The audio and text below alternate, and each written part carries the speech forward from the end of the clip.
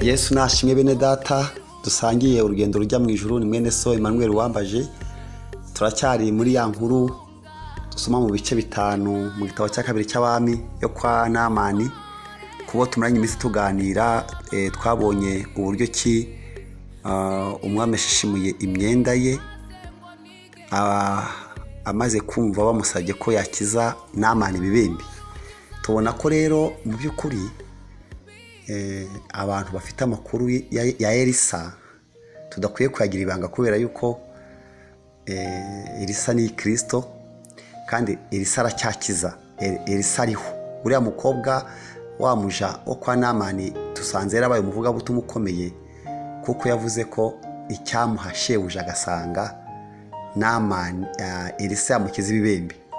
Sinzi niba hari igihe urigera wabazwa n'ibyaha by'abakoresha bawe. Sinzi niba urigera wabazwa n'ibyaha by'abantu bakomeye mu bana. Sinzi niba warigeze wicara ukabona ko bagowe. Icyagaragaye ku nyamasengesho benshi, iyo babonye umuntu afite ibifatika bigaragara baramwifuza, ntibanamenye ko akwiye gusengerwa kubera ko ari bosi wabo. Ariko uyu mwana w'umukobwa nubwo yari shebuja yamubonye nk'ingorwa. Icyo kintu ukwiye kugiha agaciro gikomeye cyane.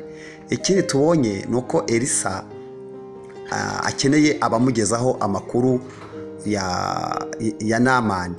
Elisa akeneye abamugezaho amakuru ya Namani, ko Elisa yego arahari, ariko nubwo ahari hakenewe umuntu umugezaho ayo makuru. Ninde rero? Ni umuntu uzi ko Elisa ariho kandi Elisa ari muzima. Uyu mwanya rero ndagira ngo twongere twibukiranye ko Namani yagiye akajya kwa Elisa. Twabonye ko rero Elisa atigeze na rimwe asohoka mu nzu kugira ngo agire icyo akora, amukorera ikintu gikomeye cyo kumuvuga ngo haye agaciro gakomeye, ndakubashye, ndasohotse. Yaramubwiye ngo ugende ujye kwiyuhagira muri Yorodani, urahumanuka ibibembe byawe. Noneho Namani akurikije icyo yari afite yibagirwa indwara arwaye. Dufite abantu bigoye gukira kubera ko bo indwara bafite ntibazi uburemere ifite. Bareba icyubahiro bahawe n'Imana, ubutunzi bahawe n'Imana n'ubumenyi n'amashuri, ntibamenye ko koko barabifite. Imana hari ibyo abahesheje kubona, ariko bakibagirwa icyago kibagendaho. Ninde rero ukwiye gukiza abantu iki cyago? Ni mpamvu Timoteyo yabwiye gusengera abantu bose, ariko abatware n'abafata ibyemezo ku bandi. Ndagira ngo nguhe umukoro ushingiye ku jambo ry'Imana twumvise. Ugende utangire usengera abantu bagowe, utitaye ku mazina yabo n'uburemere bwabo, urebe kugorwa kwabo. Icyo namaze kumenya, iyo utinyutse ukabwiriza umuntu ukamubwira ibya Yesu, Elisa ahita yitegura. Icyo nicyo namaze kumenya. Iryo ni ibanga rikomeye ukwiye guca akarongo.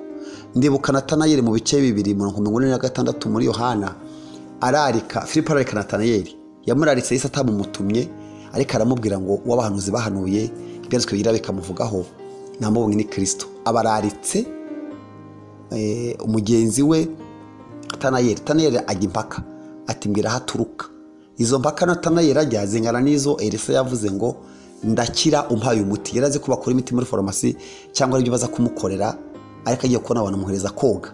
Biramubabaza cyane. Ariko icyo namaze gushimira Yesu, iyo uraritse umuntu umushyiriye Yesu, Yesu aragufasha, ntabwo ukorwa n'isoni. Icyo kimenye, ntabwo wararika umuntu umutakire Yesu. Nawe Yesu yaba atagutumye, nawe yaba atavuganye nawe, ukabwira umuntu ko Yesu akiza, ntabwo ububeshye. Ariko kugira ngo ibyo bintu uvuga bifate, nugomba kuba nawe ufite ibyo wakize. Ibyo urangira abandi Yesu akiza, nawe ntabyo urwaye.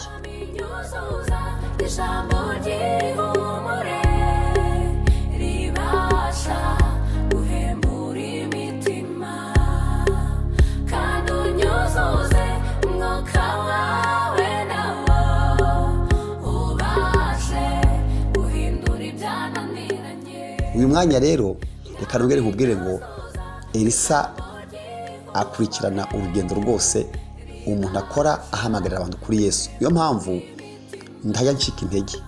Ntabwo nzi neza impamvu Imana yampagurije muri kino gihe kugira ngo iyi minota ingana gutya mike cyane irimo ubutunzi bukomeye nkubwire ngo niba uri Elisa uzamenya ibyo wa mujakazi yakoze cyangwa se ubutumwa avuga n'abandi akorereje.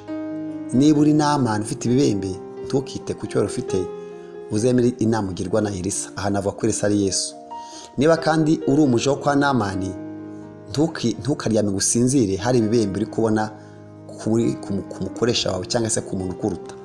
Uyu mwanya rero ndagira ngo mbwire abantu uko Imana ireba abanyabyaha nk'ababembe, noneho isi ariko bakaba ari ababembe, ariko isi ifite ukuntu bagaciro n'imbaraga n'icyubahiro, ariko isi yo bayirimo babembye. Nahacu rero guhamagara kubabwira ko Yesu akiza. Imana igiye guhagurutsa abantu bakomeye mu kwizera, bahaguruke babwire abantu ko Yesu akiza. Biratangaje kumva uyu mwana abona ibibembe. Wowe ujye ubona ibibembe hafi yawe? Sinzi niba ibyo uyu mwana yabonye nawe ujye ubibona iwawe. Iyo ubibonye ukora iki? Ibyo ni umukoro Imana iguhaye. Reka dusoreze hano kwifuriza kuguha akamaro mu gihe nk'iki. Imana iguhe umugisha, Imana ikugirire neza.